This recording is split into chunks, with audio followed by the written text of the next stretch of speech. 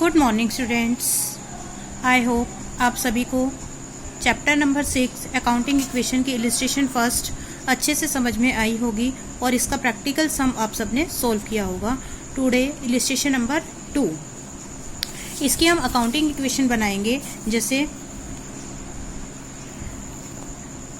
Serial number, transaction, assets, liability plus capital. फिर इतना करने के बाद हमने यहाँ पे एक लाइन ड्रॉ करनी है। लाइन ड्रॉ करने के बाद हमारी जैसे जैसे एसेट लायबिलिटी आती जाएगी उनको यहाँ पे पुट करते जाएंगे। यहाँ पे तो ऑलरेडी लिखी हुई है कि क्वेश्चन सोल्व्ड है। अगर क्वेश्चन हमारा सोल्व नहीं है, स्टेप बाय स्टेप सॉल्व करेंगे तो जैसे जिस एसेट जो एसेट आती जाएगी उसका नाम एसेट साइड में या लायबिलिटी साइड में पुट करते जाएंगे। जैसे फर्स्ट ट्रांजेक्शन है, Mukesh started business with cash ₹80,000। Mukesh ने 80,000 रुपीज लगाकर बिजनेस शुरू किया, यानी कि बिजनेस में क्या आई, कैश आई और मुकेश ने कैपिटल लगाई। तो एक तरफ तो कैश 80,000 रुपीज और दूसरी साइड में कैपिटल 80,000 रुपीज। तो हमारी ये इक्वेशन क्या बन गई, एसेट साइड के अंदर क्या आ गया 80,000 रुपीज, बाकी सब कुछ नील है। और लायबिलिटी साइड में भी कैपिटल के रूप में 80,000 रुपीज रखे हैं। Transaction second, purchased goods for cash ₹28,000। Goods purchase करी है कैश में गुड्स परचेज करी, यानी कि एक तरफ तो स्टॉक आया और दूसरी तरफ कैश कम हुआ। तो हमने 28,000 कैश में से कम किए और दूसरा गुड्स परचेज करी, यानी कि हमारी एक नई एसेट स्टॉक आ गया। तो स्टॉक 28,000 का बढ़ा, बाकी हमारी कहीं पे कोई भी चेंजेस नहीं आए तो उनको नील कर दिया। तो अब क्या बचा, कैश 80,000 की थी जिसमें 28,000 यूज कर लिए तो 52,000 की हो गई। स्टॉक पहले नील था, 28,000 का परचेज हो गया, बाकी सब कहीं पे कोई इफेक्ट नहीं पड़ा। तो जैसे थे एज इट इज वैसे रही। कैपिटल साइड 80,000 और एसेट साइड का भी टोटल हमारा क्या है 52 + 28 80,000। Transaction number 3, purchase goods on credit 20,000 के गुड्स क्रेडिट पर परचेज किए। और आपको मैंने बताया था कि क्रेडिट परचेज का मतलब क्या है कि बिजनेस के क्या बनेंगे, क्रेडिटर्स बनेंगे। तो यहाँ पे क्रेडिट पे गुड्स परचेज किए तो एक तो गुड्स बढ़ी, स्टॉक बढ़ा, और दूसरा क्या, क्रेडिट पे गुड्स परचेज किया तो लायबिलिटी साइड पे क्रेडिटर्स बढ़ेंगे। कैश पे नो इफेक्ट, स्टॉक 20,000 का और परचेज कर लिया तो इसे प्लस कर देंगे। और आगे क्रेडिटर्स भी हमारे 20,000 के बढ़ गए, कैपिटल पे नो इफेक्ट। तो हमारी नई इक्वेशन क्या बन जाएगी, cash as it is, stock 48,000 का हो गया, क्रेडिटर 28,000 के एंड कैपिटल इज 80,000। तो टोटल एसेट साइड का भी हमारा 1 लाख है और लायबिलिटी साइड का भी 1 लाख है।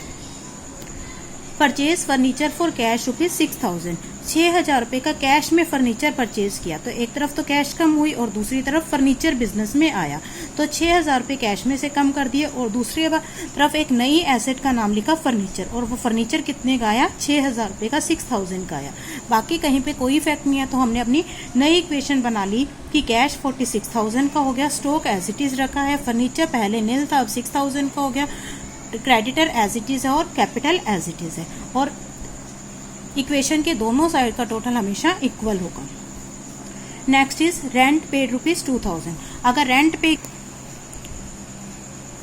पे करने पे क्या होगा, 2,000 से कैश कम होगी और कोई भी एक्सपेंसेस की पेमेंट करनी है तो उसके लिए कैपिटल भी कम होगी। एक तरफ कैश में से 2,000 कम किए और दूसरी तरफ कैपिटल में से भी 2,000 कम किए और अपनी नई इक्वेशन बनाई। 46 में से 2,000 कम हुए 44, यहाँ 48 का 48, 6 का 6 एज इट इज है, 20 का 20 एज इट इज है, और 80,000 में 2,000 कैपिटल में से एज एन एक्सपेंसेस यूज कर लिए तो 78,000 रिमेनिंग रह गए। नेक्स्ट इज रिसीव्ड कमीशन ₹500 का कमीशन रिसीव किया है तो कैश बढ़ी है और दूसरी तरफ जो कैश बढ़ी है वो भी हमने एज अ कैपिटल में इंक्लूड कर देंगे। तो कैश 500 से बढ़ा देंगे और कैपिटल भी 500 से बढ़ा देंगे और अपनी नई इक्वेशन बना लेंगे।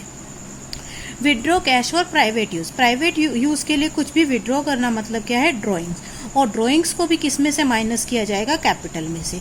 अगर पर्सनल यूज के लिए, प्राइवेट यूज के लिए वो कैश का यूज कर रहा है तो कैश में से माइनस करेंगे, और अगर वो कोई गुड्स का यूज कर रहा है तो वो स्टॉक में से माइनस होगा, और दूसरी तरफ दूसरा इफेक्ट कैपिटल के ऊपर ही होगा ड्रॉइंग का हमेशा।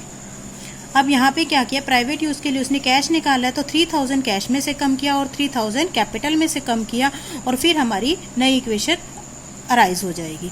Next is sold goods on credit for 40,000 cost ₹30,000।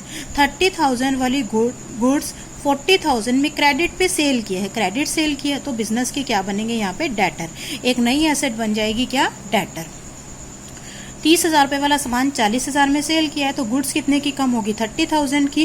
Debtor कितने से बढ़ेंगे, 40,000 के। और प्रॉफिट कितने हुआ, 30,000 वाला 40,000 में सेल किया तो 10,000 का प्रॉफिट हुआ। जो ये प्रॉफिट हुआ इसको कैपिटल के अंदर ऐड कर देंगे और फिर हम अपनी नई इक्वेशन को बना लेंगे जिसमें asset is equal to liability plus capital हमेशा इक्वेटेड होगा।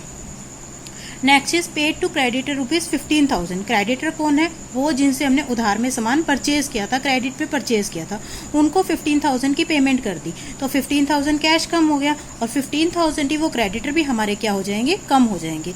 तो एक तो 15,000 कैश में से कम किया और दूसरा 15,000 क्रेडिटर में से कम किए और हमारी ये क्या बन गई, लास्ट ट्रांजेक्शन थी। तो इसके बाद हमारी क्या बनी, फाइनल इक्वेशन बनी।